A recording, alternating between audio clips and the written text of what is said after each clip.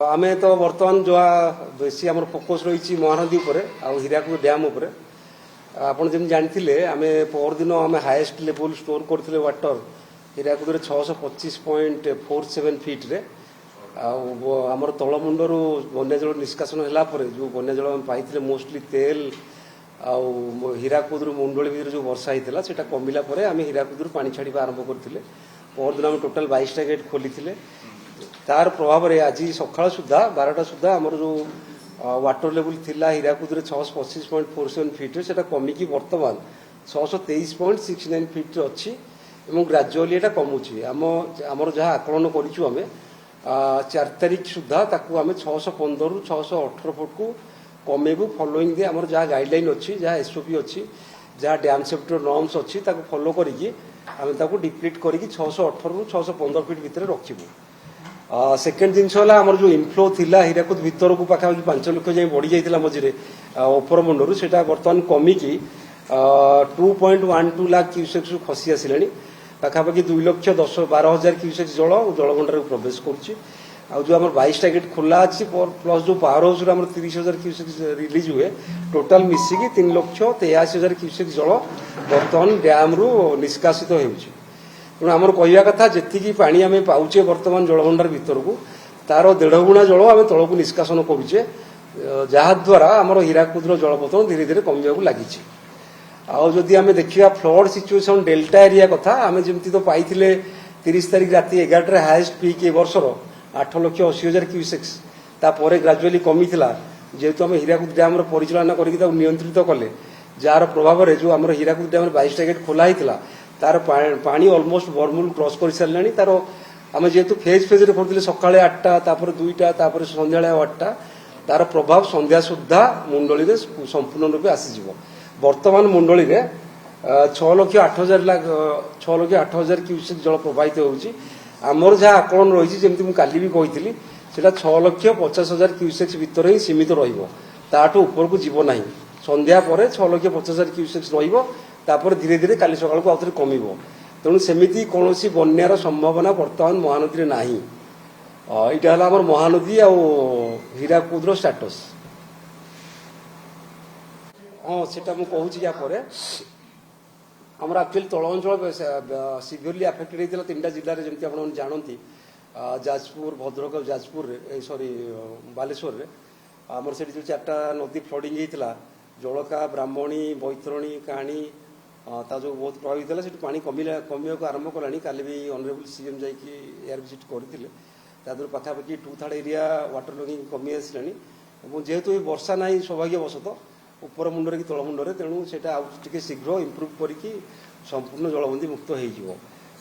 परिप्रेक्षी में कही बैतरणी आम जो नौ मेजरमेंट आखुआपदा पाखे से तो आम जाचे डेंजर लेवल 18.33 आज से अच्छी फ्लो 17.29 लेवल सेमती आनंदपुर ब्यारेज रे आमर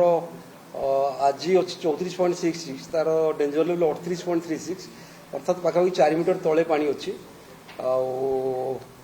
गेट 17टा ओपन अच्छी द्वारा 1000 क्यूमेक पानी तल को छड़ा जाऊँगी आनंदपुर ब्यारेज रू 1000 क्यूमेक पानी बहुत कम द्वारा कौन बन्या फन्या हमार आशंका ना सेमती आम सालंदी भी आमर जो आम ऑब्जर्व करूँ भद्रक राजघाट ब्रिज जो सेठी भी आज बहुत कमी जाइए जलस्तर 12 फुट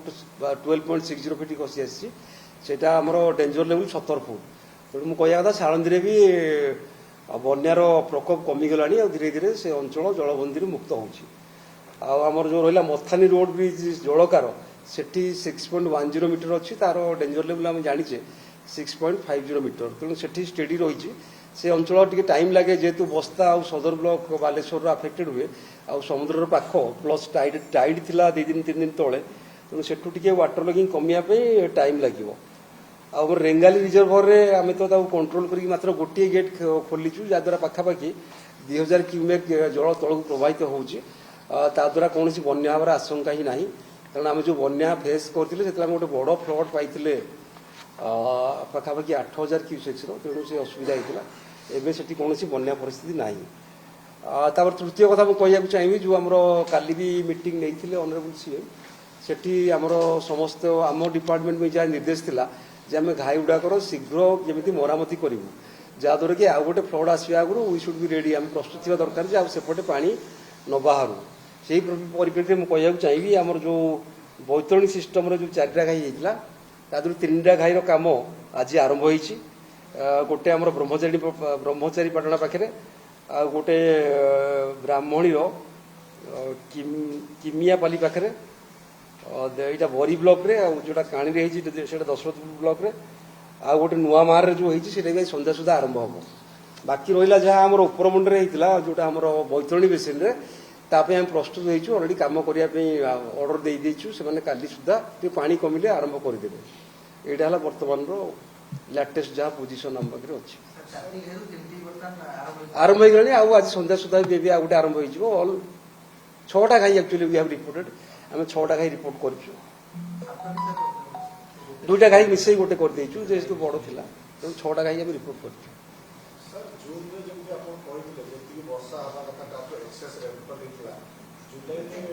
नहीं उल्टा ही नहीं एक्चुअली शुणु आमर जून में 47% लेस रेनफॉल होता जो कि आम टे सतर्क रही आम जलभंडार में अधिक पानी रखा सहित भी आम प्रेडिक्शन थिला आईएमडी रे आमर एलिनो प्रभाव रही कम वर्षा हम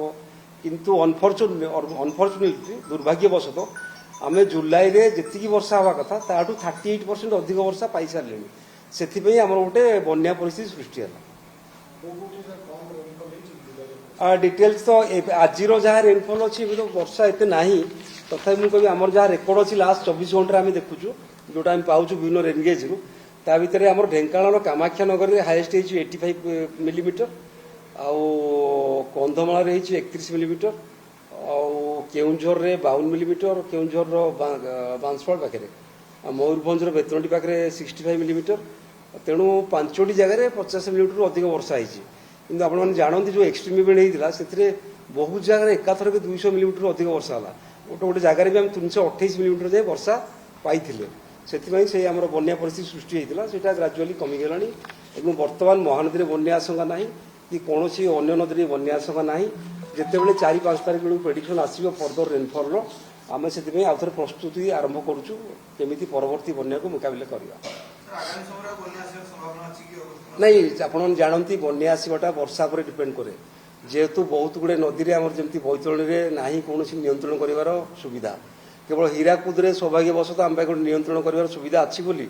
आम ए गोटे बड़ बन्या को अटकई पारे कि 8 दिन तक मॉडरेट करदे तार प्रकोप कमे देले आमर हीराकुद डैम परिचालना आम गोटे कमिटी रही से जहाँ आडभाइस करते से 4-5 जन रिटायर्ड डीआईसी था आम प्रेजेंट डीआईसी मैंने था तो से आडभाइस करती केते लेवल रखा